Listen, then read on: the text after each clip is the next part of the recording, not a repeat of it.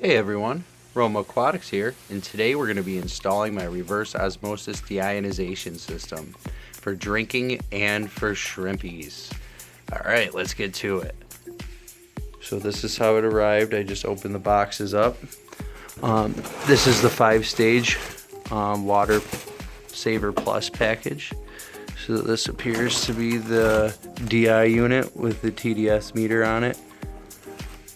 And the resin's already in there. And all the connections look like they're already connected.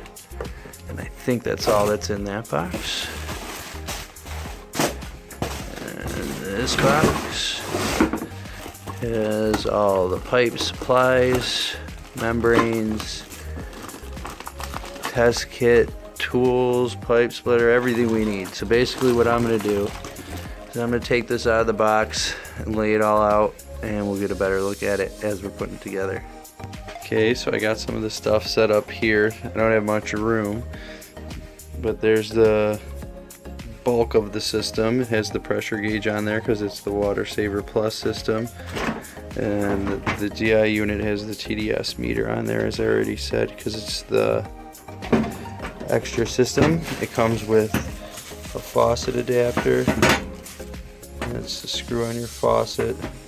Some test strips, a clamp to clamp your water line, kind of like that. I already had one in there for my fridge because I'm actually going to connect my fridge to the output of the RO water before the DI unit, and then remineralize that for drinking water. It also came with a drain clamp and an input valve that I have on the water line coming in. I'm going to install it in this sink. We just drilled the holes in the concrete to mount it, so we'll mount it up and get some better shots in a second. Alright, we got the unit on the wall. It's mounted, looks good. The only thing I added to this was this T, where I teed it off, and that line goes up to my refrigerator, so I can get RO water out of my fridge. And then it keeps going over to here. But let's turn it on and see what happens. Ooh. And the instructions say that I should run this for about an hour and dispose of all the water that comes out of it. So I have my line. This is where the good water should be coming out of. I'm obviously not going to leave that here, but that's where it is now, and this black line is my wastewater line. Where are we at? Let's fill in the membranes maybe? No? They're overflowing into the second carbon block. So first block is a 1 micron sediment filter. Second one is a 1 micron universal carbon block, and then there's another 1 micron universal carbon block. 2 chambers filled. Alright, I think you get the point. I'm gonna pause it and come back when water's flowing. Okay, we got water coming, and it's actually working quite well because we're down to 10 TDS coming into the unit and 0 going out, which is amazing. Obviously that's the result we want to see, but I'm surprised it's so low coming in already. That's great. Alright, so I'm going to let this guy flow for about an hour, get it all cleaned up, and then we'll set up the float pump and show you what it looks like in the room. Okay, so we are all hooked up and running. The valve line is here, it's turned on. As you can see, we have a pressure of just over 50. 65 is optimal. 50 is the lowest they recommend before you get a pressure boost, and I'm at like 52. It was higher until I attached all these T's. So just so you know, if you attach T's, it might lower your water pressure, because I'm right at that point where I really can't tee it off anymore. But I didn't. This unit came with the membrane rinse valve. So before and after, anytime you make RO water, you just run it for about a minute, and it rinses off the membrane and really preserves the membrane, gives it a lot longer life. But as you can see, we're getting 0 TDS out of the DI, and we're getting 4 TDS out of the membrane RO. basically right here. This line goes up to my fridge. So I tapped into my water line right there. That used to go to my fridge, cut it, ran it to here, and then tapped it off. So this goes up to, actually no, that's wrong. I tapped into the water line there, ran it into here, and then the other line that I cut from it is going up to my fridge now, so I could get RO water out of my fridge. And I added this line with an on-off valve just in case I want to fill up any containers, like if anyone comes over and wants RO water, I could just give them pure RO water for drinking out of a container by just turning that and filling it up. All right, well, let's go see the container in the fish room.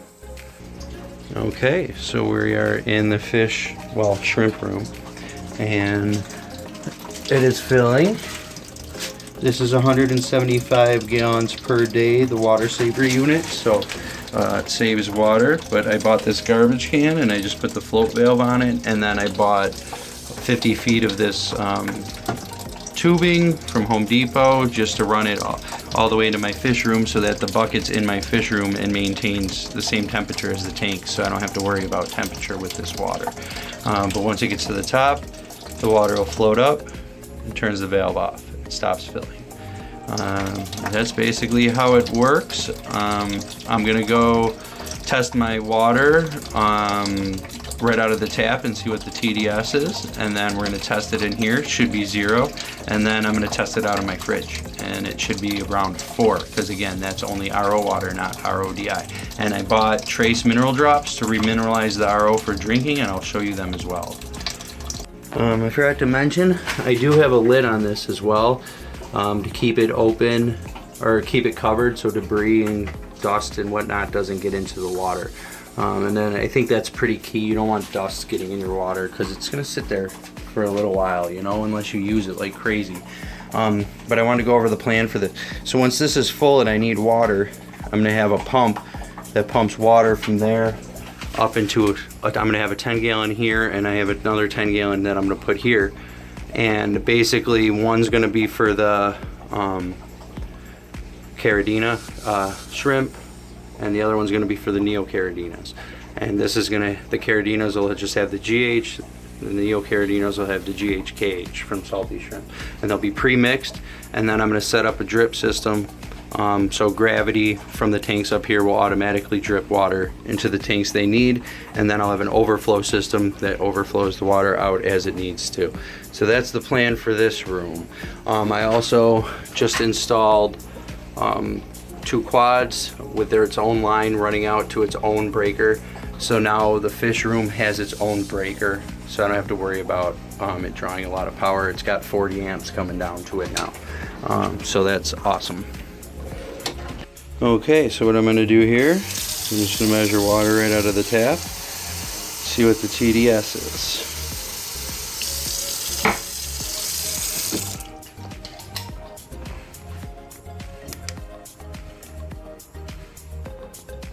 So a TDS of about 157, so 160 area we'll say. So now I'm gonna bleed the fridge of all the old water, and we'll see what we get a reading on that. Alright, I've been bleeding the fridge for quite a while yet, and the TDS is slowly dropping as I'm filling. I noticed the fridge runs quite slow now, probably about half as fast as it did before. Should be enough water to test, but I doubt that this is going to be down like below 30 because it just keeps dropping more and more. Oh, it's about 11. Okay, it's getting good. Alright, so maybe I did bleed enough. Last reading was at about 30. Maybe I just didn't bleed it enough. So that's good. We're getting good RO water from the fridge at about 11 TDS. And these are the trace minerals that I bought to add back to the water for drinking, not for the shrimp. This is for humans. Supposed to be very good, has really good reviews. I think it's kind of probably just concentrated salt water, but it has lots of good stuff that it adds back into the water for drinking that we need. because I heard drinking RO water is there's some debate about whether it's healthy for you or not, and we know RODI water is definitely not healthy to drink, which is why I split it before the DL or the DI unit. And now if I drink out of the fridge, I'm gonna add these back into it. And to make it easy, I also bought one of these for myself, so I could just remineralize 5 gallons at a time. I got this at Walmart. That was 30 bucks, and those are about $7 each. So I just remineralize the 5 gallons at a time, and then when we have drinking water, we just drink out of there. And then if we make like Kool-Aid or iced tea or anything, we'll use this water, because that really doesn't need to be remineralized, because it's getting TDS from the powder Kool-Aid and whatever. So what I'm doing here is I'm filling this bowl with the wastewater, just to give you an idea of how fast it's flowing. I mean, about normal gravity siphon, I guess. But what I'm going to do here is measure the TDS of the wastewater.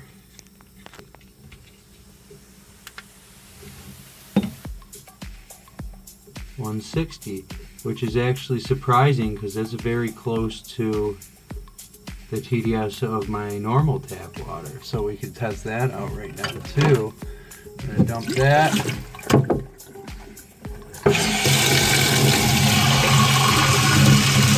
Fill with my normal tap. Let's see what's going on with that.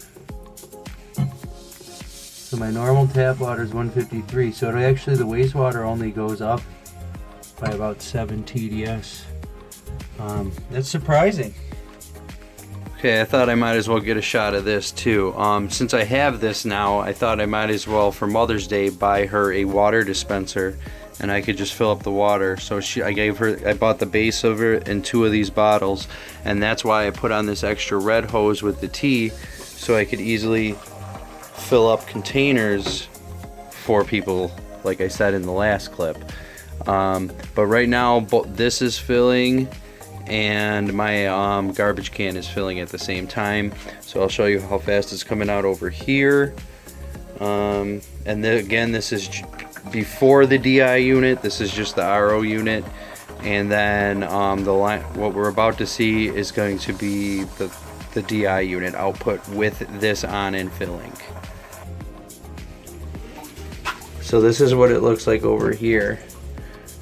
So it's coming out a little slower than it would normally come out, since we're using the RO unit on the other side. But this garbage can's filling nicely. It's only been about 2.5 hours and it's almost full. So that's really, really cool. The only issue I have is when this garbage can's open, if I leave it open, the float can't float up and stop it. But if it's closed, it can. And when I go to open it and the float's already up, it'll just hit the float and stop opening. So it won't be a problem. But I wanted to get the float as high up so it can make as much water as possible. And I really didn't consider that little inch that this lid drops when it opens. But no big deal, it's fine. If I'm really worried about it, I can just flip the lid around. Okay, this is the moment we've been waiting for. So I'm going to open the lid, and I'm going to make something that makes the lid stop right about there, because if I let it go, it pushes the float down, it starts the water. So I'm going to put something that stops it right about there before it opens all the way. But anyway, I'm just going to let it go for right now. Turn on the TDS meter. It looks like it's sticking at 0, not even a flicker to a 1. That's perfect. That's exactly what we want to see. And again, I'm going to have a pump in here that I'm going to use to pump water up to 2 tanks that I'm going to have up here. There's only 1 now, but I'll fill them up and then I'll remineralize them with whatever they need. I'm going to use this for my Caridina, this for my Neocaridina, and basically remineralize the tank, and then when it gets low, fill it up again, remineralize, and rinse and repeat. Okay guys, so I filled this bucket with RO water and I used 1 full spoon of the spoon that comes with this, and it was pretty much perfect for the 6-gallon bucket. They got a TDS of 130, which was a little higher than what I would have liked, but I bought this watchdog alarm on Amazon. I think it was definitely under 15 bucks, but basically it has these sensors on the bottom, and if they touch water or anything connects them, if I didn't just break it, but basically if you connect them, it sends a really loud pulse, and that sits right on the rim of the fish tank there, and it's real nice because now if I walk away and I forget that that's filling slowly, the alarm will go off, and it's filling so slowly that I could get here before it starts overflowing. So that's really nice. I was actually trying to think of a way that I can maybe mount it at the exact water level that I want it, so it just sends the alarm when it's good. But I don't know, we're gonna have the drip system soon, so I don't think it's worth it. But it's what I use for now. Alright guys, I think that's it for this one. I hope you learned something, got something out of this video. Please like, comment, subscribe, share, all that good stuff. And till next time, later fish fam.